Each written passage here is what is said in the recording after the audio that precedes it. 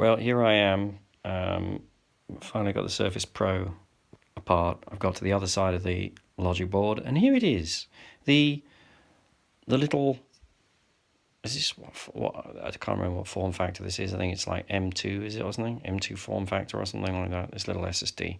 I mean, for all the design, why couldn't they have just designed this so that it's slotted in from the side? I mean, we can't have it so that people can buy a 64 gig device and upgrade it to a 128 gig device at some point later. No, that must be impossible. We must make that impossible for people. So if they buy too small a one, they have to pay the punishing price of throwing it away, so that they should have bought the bigger one to begin with. I mean, look at this. I mean, this thing is not much bigger. Well, maybe it's a little bit bigger. About a third taller again than an original full-size SD card. Okay, it's a fair bit thicker, but this is definitely the kind of device that could have been inserted in a slot into this machine. But, can Microsoft do anything that logical? No, can't possibly have that happen, can we? We can't possibly have anything logical like, oh, it's a dim-shaped thing, similar to a memory stick. Maybe we could make this so that this was insertable from the outside. No, that wouldn't be secure, would it? That's their excuse. Oh, it wouldn't be secure. Somebody's data could be stolen. How terrible. It's just fucking criminal companies like that. Manufactured 4th the 8th, 2013. I think some models in here are crucial. This one appears to be light on. I don't know, I guess they got into it as well. This is the device this is the SSD which the device could not see. It's almost as though it died or disappeared, or if it was there, it just couldn't do anything with it. I don't really understand it. So the whole reason to take this entire thing apart was to get at this. I'm now going to put this in an adapter and test it on my laptop to see whether it's actually functional or not and see what's going on with it. But I mean, just opening up, of course, I probably just destroyed the display touch capability. So, yeah, that's Microsoft for you.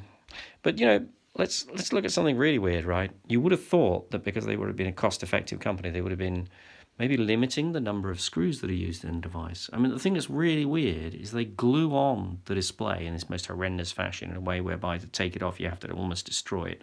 I mean, I guess there are some people who are lucky enough that they heat the glue to such a runny extent that it doesn't pull on any of these ribbon cables unduly, but I don't know. Just the whole thing is just, ugh. But then, they're not efficient enough and cost-effective enough to limit the number of screws in this thing. I mean, the number of screws is just staggering. I mean, if I was building a device and working at Microsoft, I would be like, well, we can build this device, but let's limit the number of screws we're doing in it, because that limits the number of operations that somebody has to manually install screws with in the device, which means that it's not going to cost us a fortune to construct.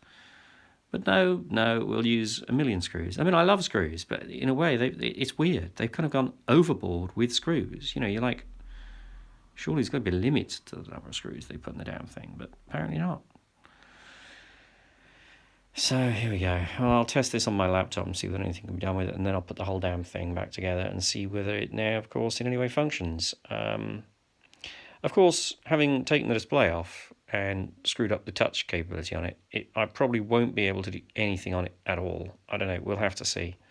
I mean, maybe then I can't install anything on it because I can't control it. And of course, it's got Bluetooth, but you probably won't be able to get to a point where you can install Bluetooth, turn the Bluetooth on and set up a mouse on it in order to be able to use it with the device. I don't know. It's just basically Microsoft, this product, which was probably manufactured in 2013, so it's only 5 years old, this is now landfill. Well done, Microsoft, landfill. Here's landfill for you. Do you want to make some more landfill, manufacture and design some more landfill, do you?